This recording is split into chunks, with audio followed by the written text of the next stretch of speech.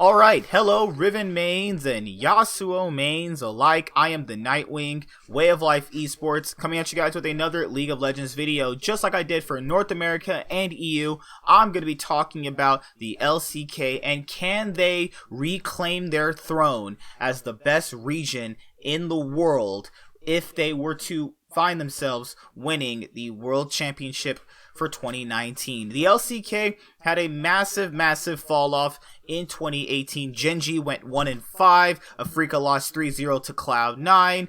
SKT didn't even make the World Championships. They were going through their own personal problems during that year. You also had KT Rolster losing a nail-biting series to Invictus Gaming. And I thought KT Rolster were the second best team at the tournament. Obviously, we're looking at that in terms of this was the worst year for the LCK.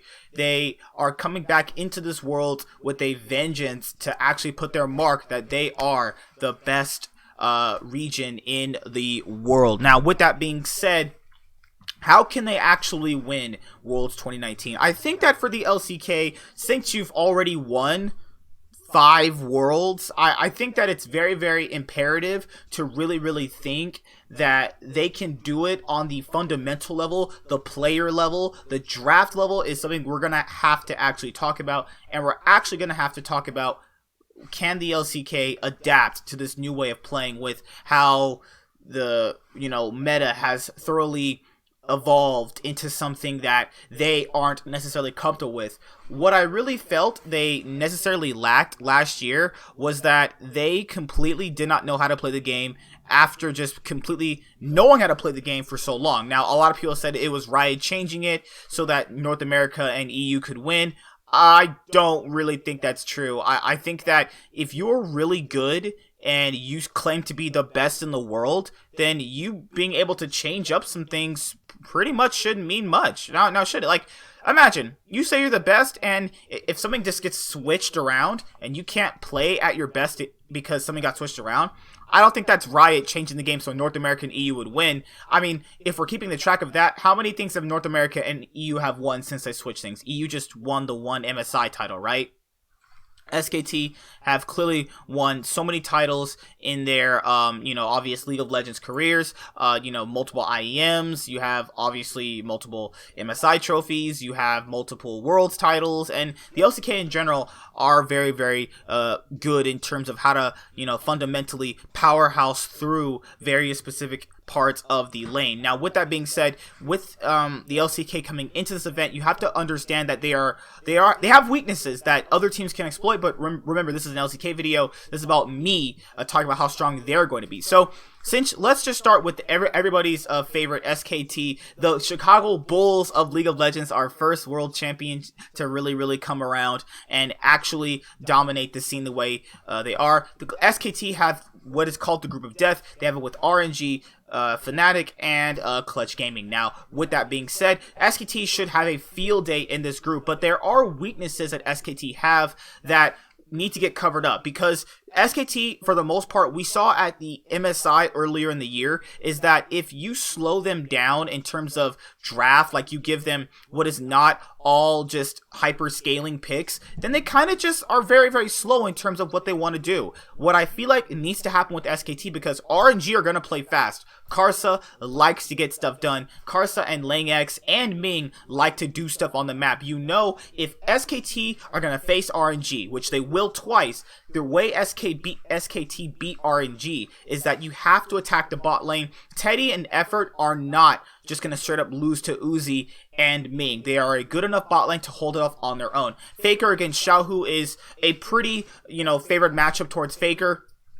I think that Xiaohu can beat Faker. It's happened before, sometimes when they face, but if it's any mid laner that could completely obliterate Xiaohu, it's definitely going to be Faker. And I feel like that if Faker plays his selfish way where he grabs the carry, he carries the game, that's the way they actually get to beat RNG. Now, when you look at the top lane and you go with Khan and LangX, Khan has actually been really good for a while here, so I feel like he'll be fine against LangX. And then it's all about, can Clid basically handle Karsa? I think that Clid can handle Karsa fairly really well. And it's pretty much everything that RNG can throw at SKT can just throw it basically 10 times back. And that's where it kind of gets to the point where it's, how do you win with SKT? It's more or less so good early game comps that can give Clid a proactive jungler. Once Clid has a proactive jungler, he can win you the game. But remember, RNG also has what I think is a top 5 jungler at the tournament, and that's Karsa. So it's basically 2 top 5 junglers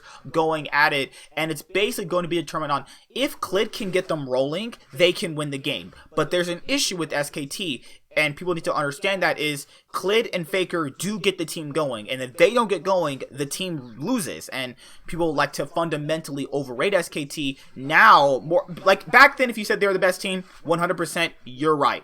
But this is the issue with them now, is they have clear-cut defined weaknesses, and I don't think the LCK challenged them with those weaknesses. Now you're playing up against 3 different teams who have the ability to challenge you in certain ways that you might not have been challenged in your own region. Now, SKT theoretically should go 1-1 with RNG. I feel like both styles will conflict, and I feel like that RNG is good enough to hold SKT off for a game, and I do feel like SKT can overcome them, or they beat them 2-0, which is very, very possible.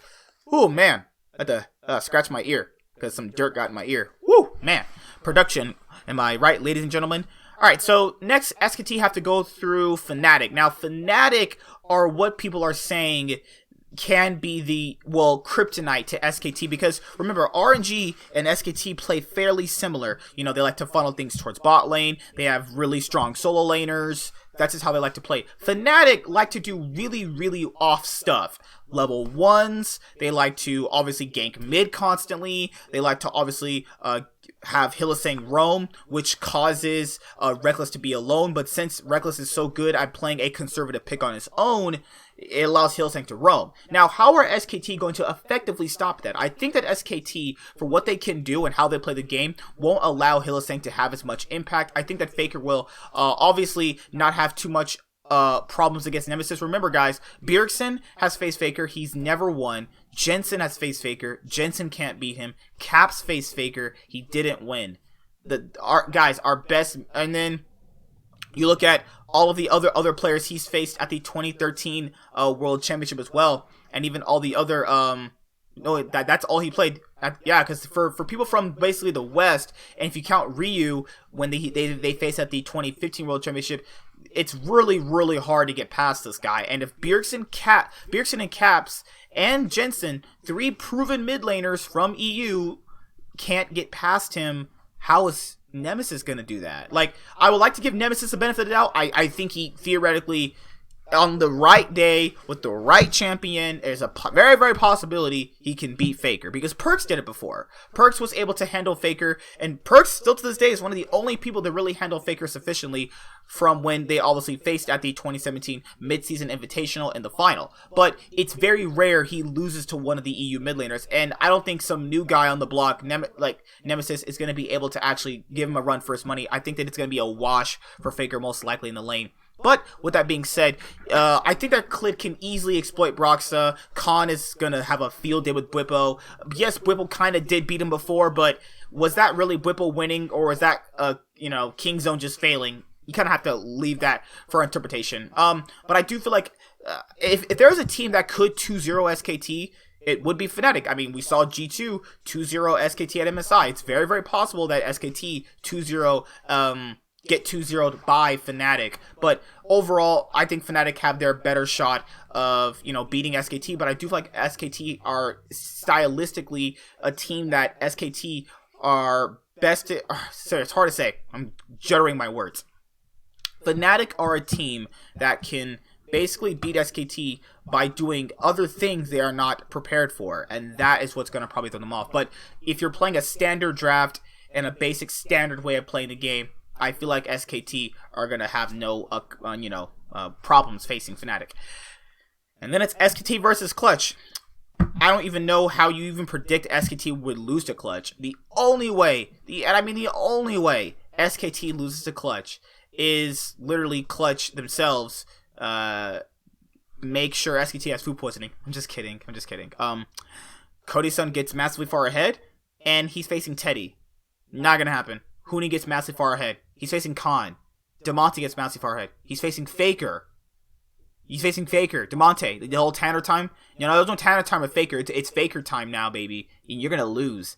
Lyra to Clid. Is that even competition at that point? Literally just player for player, they all outclass. Even effort is better than Vulcan. Everything SKT. So it's not even outside of the bait. They're going to 2-0 clutch. Let's be honest here. But overall, SKT have really strong players. They have really strong fundamentals. Their effort now is actually coming into his own as a really solid support. He gets randomly caught out, which is like a problem he needs to fix. But other than that, you have a really strong team all around. Great top. You basically have G2 in Korea. Basically, this is a super team minus effort, and these are some of the best players in their positions in the LCK. SKT are going to have a field day in this group. They're going to win 5 games. I feel like they're going to lose 1 time to RNG, and that's it.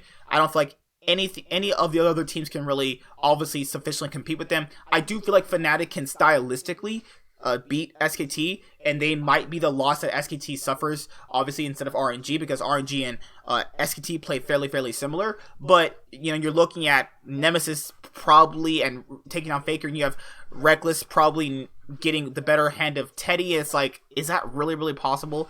So aside from that, let's go on to the next team, which is Griffin. So Griffin, this is an issue with Griffin, is that you're looking at Griffin if they don't choke. And okay, we'll look at Griffin like they don't choke. They literally have 4 superstars across the board in every single role. They play hyper aggressive. They like the early game. They have an insane game 1 win ratio in the LCK. They have been the best team in the LCK regular split for the past 3 splits in a row.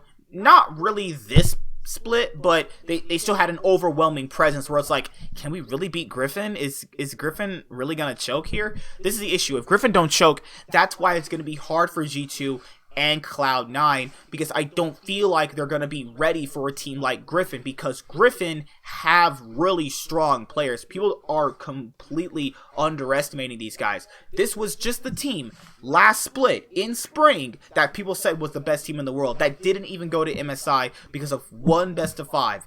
That's a team you should be scared of. Chovy is incredible. Had a KDA of like 0.5 or something. Like that's ridiculous against actual LCK mid laners, not like NA mid laners when you're playing against people like Damonte and freaking Phoenix and stuff like that.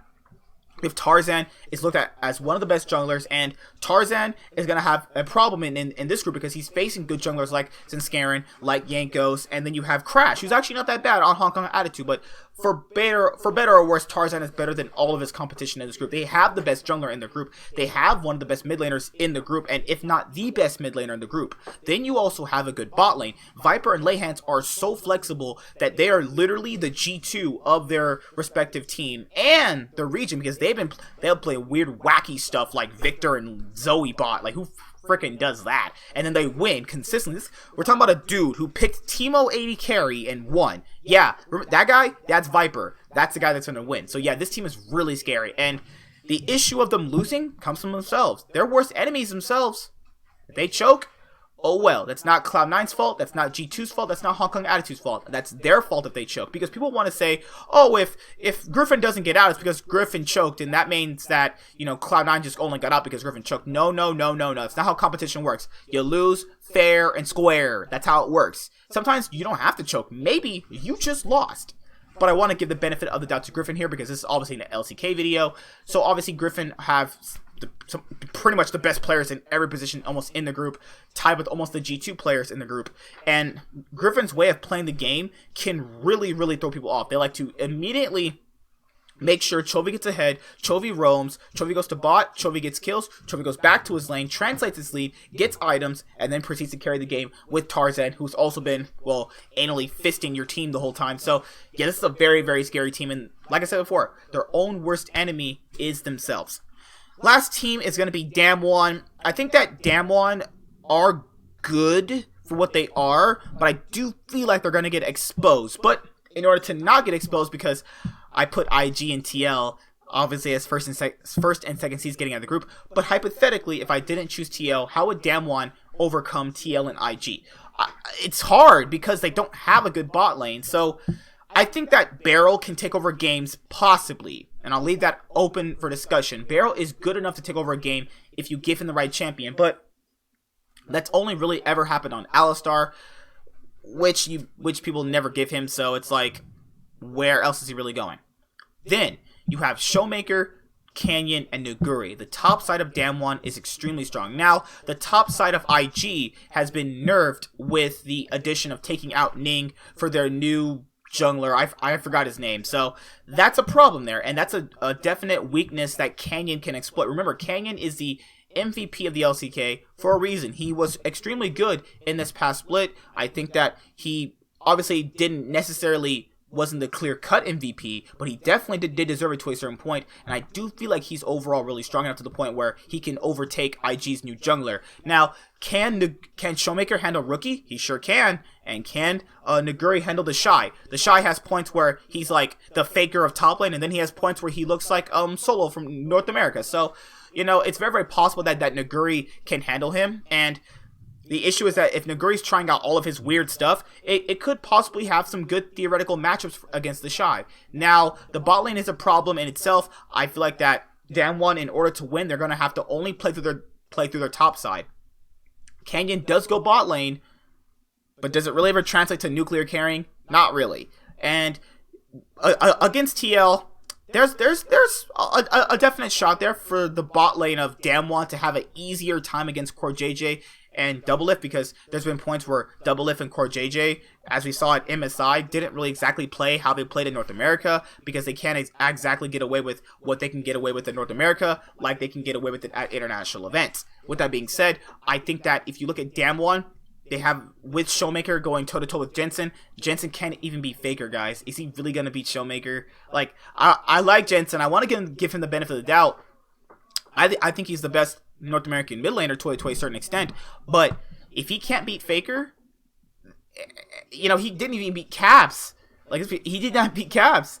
Is he really going to beat Showmaker? Probably not. You have Canyon and Xmithie. Xmithie is the weakest player on TL. Canyon should easily take him down. And then you have who? Nuguri and Impact. Impact is a super solid top laner, and I do feel like Nuguri is also really strong as well. So it's actually pretty even across the board. And overall, I think that if Damwon want to take down TL and IG, they're going to have to try out two different drafts. Team Liquid is a team that is most likely not going to get destroyed early enough for it to matter for Damwon's early game comp, but Damwon don't like to really play early game compositions as much as the other squads like SKT and Griffin. So Damwon is a team that could theoretically play the scaling composition that is really good. Now, with that being said, I think that if they can thoroughly pull off their style the way they did it in play-ins, to a better extent, because they played obviously not that good in play-ins, they could obviously take first or second in their group. And if they did take first or second, I wouldn't be surprised. But that is it for the LCK. I feel like if the LCK want to reclaim their throne, they're going to have to obviously come in respecting their opponents, because I feel like the reason why they were losing as much as they were was because they just weren't respecting their opponents. Like I keep telling people, these guys, the Western players, are good. Just because you don't choose to acknowledge it doesn't mean it's not true. You're just delusional. It's kind of how that works.